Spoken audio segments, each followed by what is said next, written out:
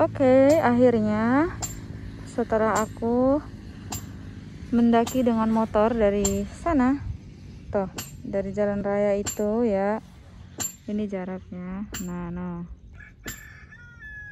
seharusnya motornya parkir di sana ya, tapi aku naikin sampai di atas ini. Aku mau ngelihat proses penggalian sumur di Kanjonga.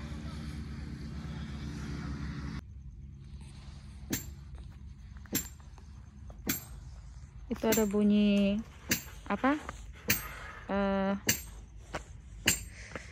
Besi, linggis, hamar, palu semuanya menyatu jadi satu, menghasilkan bunyi alunan musik yang indah. Asik. Kita lihat, ini lumayan ya, sekumpulan tanah ini tuh hasil penggalian. Oke, batu-batu ini tuh dari dasar, dari hasil penggalian sumur ya pemirsa. Lumayan nih tebelnya. Wow, ini murni batu ya. Ini kalau dibikin pagar keren nih, tebel nih. Ada yang warna-warni kayak gini-gini.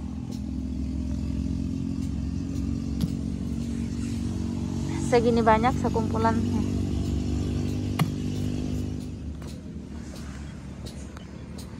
Oke, kita ke lokasi penggalian sekarang. Ini hanya bermodalkan atap. Ini sumur orang Sabu ya, jadi kalau di tanah-tanah juga batu-batu juga hantam. Keren loh, ini dari dalam, dari dasar, warna peach.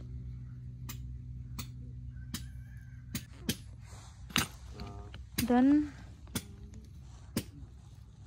halus banget kayak pasir, tapi bukan pasir, ini serpihan batu. Wow, bayangin ini tuh diangkat dari lubang sumur yang digali segede ini guys. Mana sanggup aku. Nih. Wah, kita lihat. Ini dia. Ini tuan sumur. Pemilik sumur yang digali.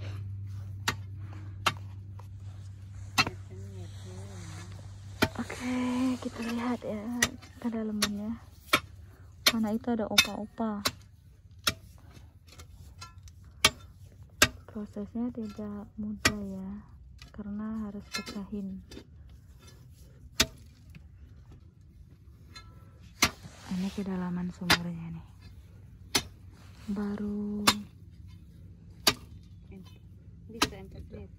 belum.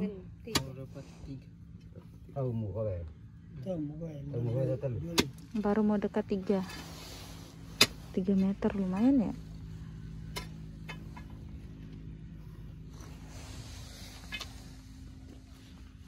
Ini digali manual ya. Modal penggalian sumurnya ada hamar, ada pahat, ada linggis. Apa?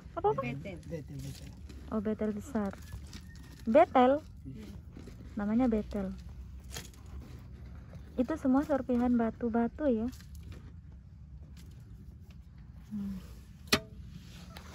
Ini. Dari sini kelihatan ya. Itu dikikis dulu setengah. Habis gitu, kalau udah nanti gali lagi setengah sisi sebagian. Terus nanti gali lagi sampai dalam. Ini cukup rumit ya.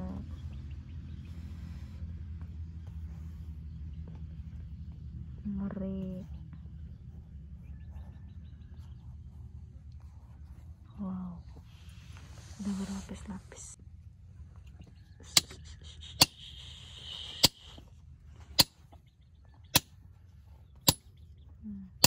Di titik.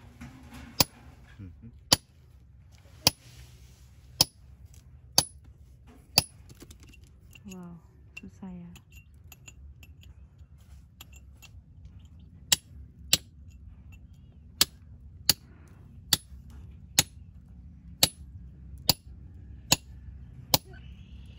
Sudah. Ini mulai tanggal 17.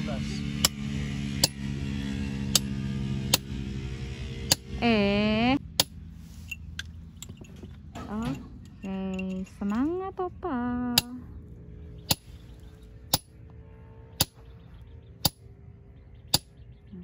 Itu dalam sumur.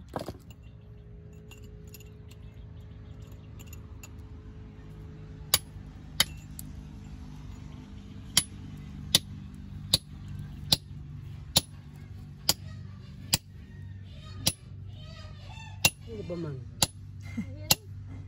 Itu kami.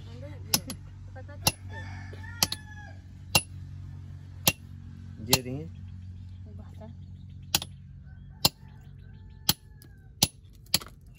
Ngeri. Susah ya.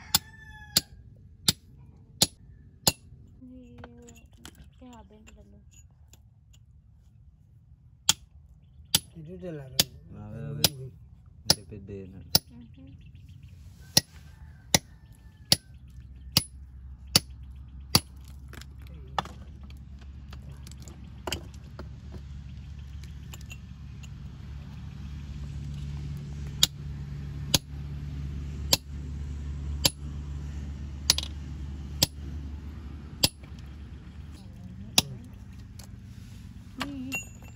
Pecah.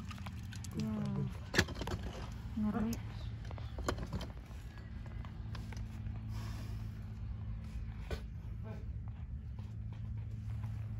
Jadi yang gali itu 2 orang.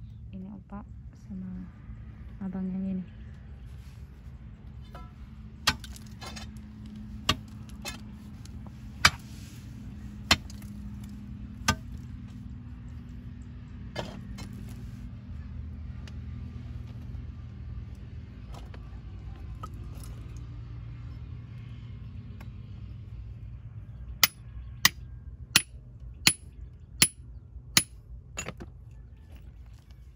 Wis.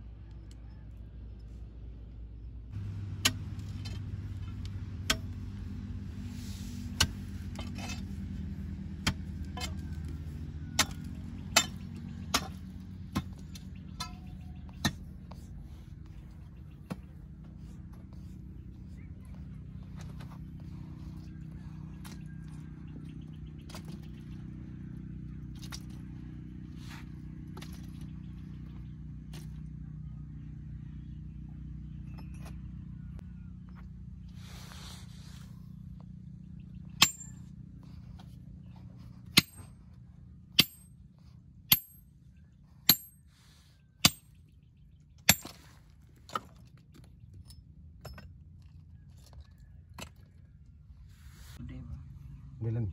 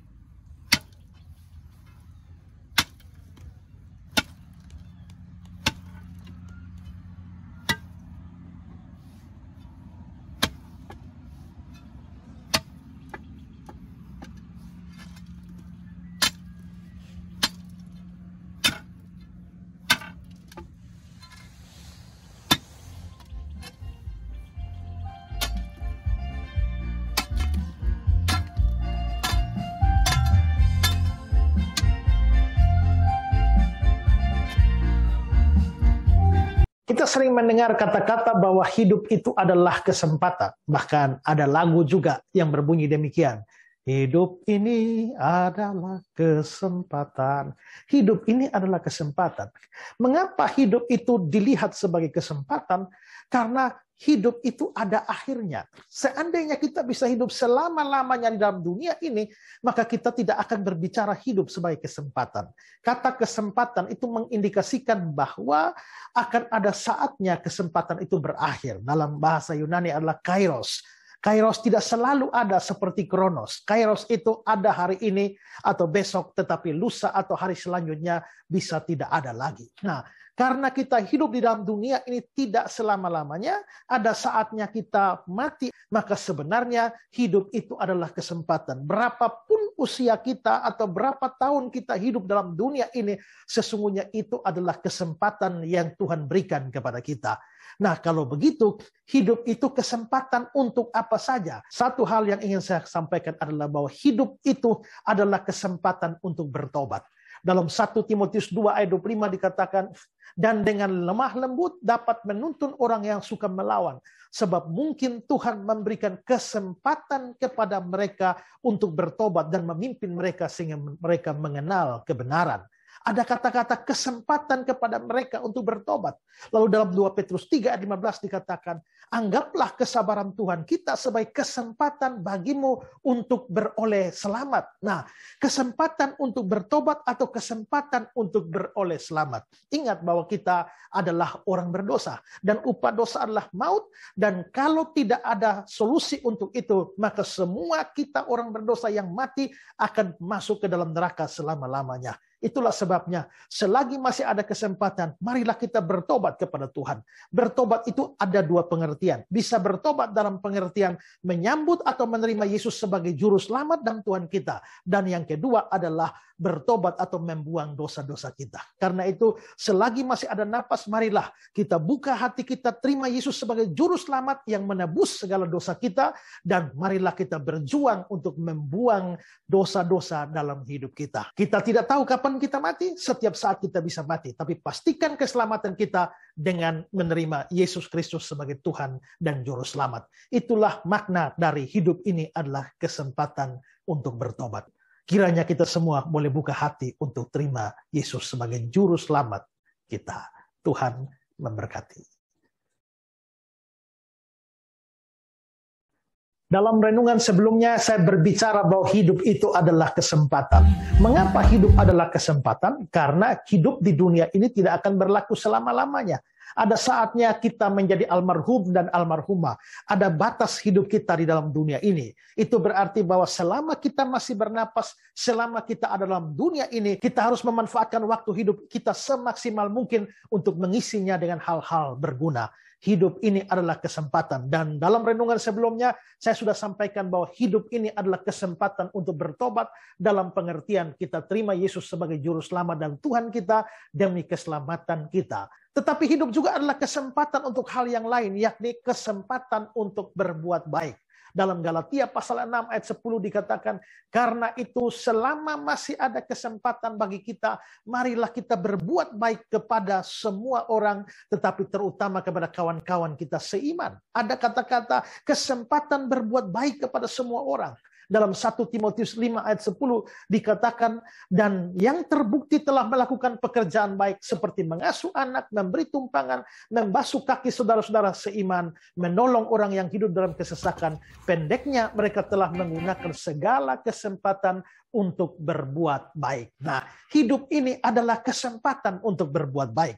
Di dalam dunia ini, kita dipanggil Tuhan setelah kita diselamatkan itu untuk menolong, untuk hidup seturut dengan perintah Tuhan. Dan itu tidak terlepas dari perbuatan-perbuatan baik yang kita lakukan. Jikalau kita mengasihi Tuhan, maka kita mau melakukan perbuatan-perbuatan baik kepada sesama kita di dalam dunia ini. Entah itu orang yang kita kasihi, yang kita sayangi, bahkan musuh-musuh kita sekalipun, Tuhan memerintahkan supaya kita berbuat baik kepada mereka. Ada banyak orang yang ingin berbuat baik kepada lebih banyak orang. Sayangnya kesempatan mereka sudah habis ketika nyawa mereka melayang dari dunia ini. Karena itulah sepanjang saudara masih diberikan napas hidup, pikirkanlah kebaikan apa yang saudara tinggalkan bagi orang-orang lain. Apa perbuatan baik yang saudara bisa lakukan kepada suami, istri, orang tua, anak, sahabat, orang-orang di sekitar saudara, murid-murid saudara, guru saudara, atau siapa saja yang ada di sekeliling saudara.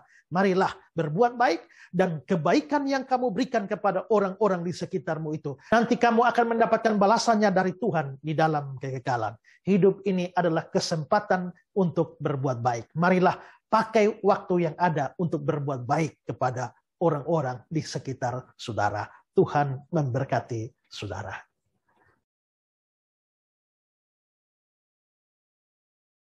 Dalam dua renungan saya sebelumnya, saya sedang berbicara tentang hidup adalah kesempatan. Dan saya tegaskan sekali lagi bahwa hidup adalah kesempatan. Secara implisit berarti bahwa kesempatan itu ada batasnya. Kita akan menjadi almarhum atau almarhumah. Dan itu berarti bahwa setiap hidup yang kita jalani sekarang ini sebenarnya adalah kesempatan yang Tuhan berikan. Sebagai orang yang bijaksana, kita seharusnya bisa memanfaatkan setiap kesempatan hidup yang Tuhan berikan bagi kita sebelum kesempatan itu berakhir. Dan dalam dua renungan sebelumnya, saya sudah bicara bahwa hidup itu pertama-tama adalah kesempatan untuk bertobat. Kedua, hidup itu adalah kesempatan untuk berbuat baik. Dan sekarang saya akan menambahkan lagi bahwa hidup itu sebenarnya adalah kesempatan untuk bersaksi dan melayani. Jikalau kita sudah percaya kepada Tuhan Yesus Kristus, maka kita mempunyai seorang juru selamat yang akan menyelamatkan kita. Tetapi kita juga ingat bahwa ada banyak orang di sekitar kita yang belum percaya kepada Tuhan Yesus. Mereka adalah orang berdosa yang tanpa juru selamat. Dan jikalau mereka mati, maka mereka kehilangan kesempatan untuk mendapatkan hidup yang kekal. Sebaliknya, mereka akan pergi ke neraka dan dibinasakan di sana selama-lamanya. Karena itulah, maka apabila kita mengasihi orang-orang di sekitar kita, maka kita harus mau bersaksi kepada mereka tentang Yesus Kristus. Menawarkan Yesus Kristus kepada mereka, supaya mereka dapat menerima Yesus Kristus dan mereka diselamatkan atau tidak pergi ke neraka pada saat mereka mati nanti. Alkitab jelas berbicara bahwa hidup adalah kesempatan untuk bersaksi dan melayani. Dalam 1 Korintus 16 ayat 9 dikatakan, sebab di sini banyak kesempatan bagiku untuk mengerjakan pekerjaan yang besar dan penting sekalipun ada banyak penentang. Apa maksudnya pekerjaan besar dan penting yang Paulus maksudkan di situ? Jelas itu adalah pemberitaan Injil. Lalu juga di dalam Lukas 21 ayat 13 dikatakan, hal itu akan menjadi kesempatan bagimu untuk bersaksi. Tentu saja pekerjaan besar atau bersaksi ini adalah bersaksi tentang nama Yesus. Kita mungkin sudah menerima Yesus dan yakin bahwa kita akan diselamatkan. Tapi ingatlah, ada banyak orang yang sedang jalan menuju kebinasaan, menuju neraka. Itu mungkin adalah suamimu, istrimu, orang tuamu, anak-anakmu, sahabatmu, dan orang-orang yang kamu kasihi. Mereka sedang berjalan menuju neraka. Kalau memang kamu tidak mau mereka binasa, maka segeralah beritakan Injillah kepada mereka. Hidup ini adalah kesempatan untuk beritakan Injil dan melakukan itu sebagai kesempatan untuk melayani sesama dan melayani Tuhan. Mari ambil kesempatan hidup ini untuk bersaksi dan melayani. Tuhan memberkati saudara.